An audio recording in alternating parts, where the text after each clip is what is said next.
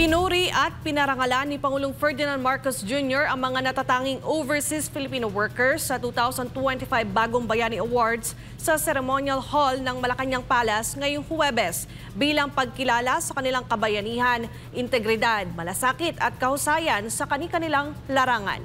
Si Cherry Light magbabalita.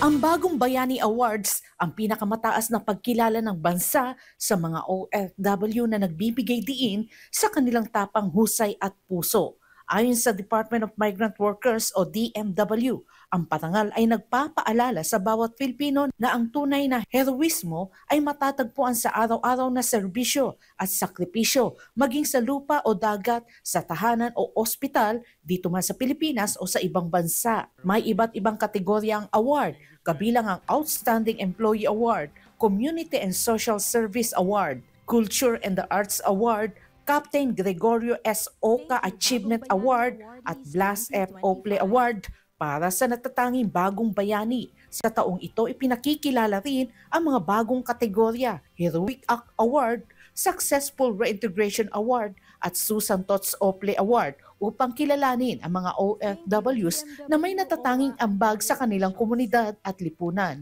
Pinangunahan ng Bagong Bayani Foundation Incorporated, katuwang ang Department of Migrant Workers at Overseas Workers Welfare Administration o OWA ang award na nagbigay pugay sa mahigit 1,700 natatanging OFWs mula pa noong 1989. Ang kanilang mga kwento ng sakripisyo, tapang, malasakit at serbisyo ay nagbibigay inspirasyon sa iba.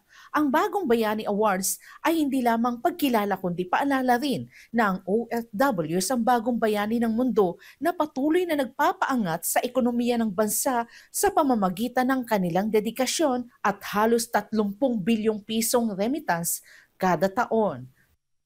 Binabati ko ang lahat ng mga Bagong Bayani Awardees ngayong taon. Kayo ang pinakamagandang larawan ng kasipagan at galing ng Pilipino. Tuwing may kausap akong taga-ibang bansa, parating sinasabi sa akin ang husay ng mga Pilipino na nandun sa amin. Kaya maraming salamat sa inyo lahat sa pagbibigay karangalan sa ating bansa. Para sa Diyos at sa Pilipinas kong mahal, Cherry Light, SMNA News.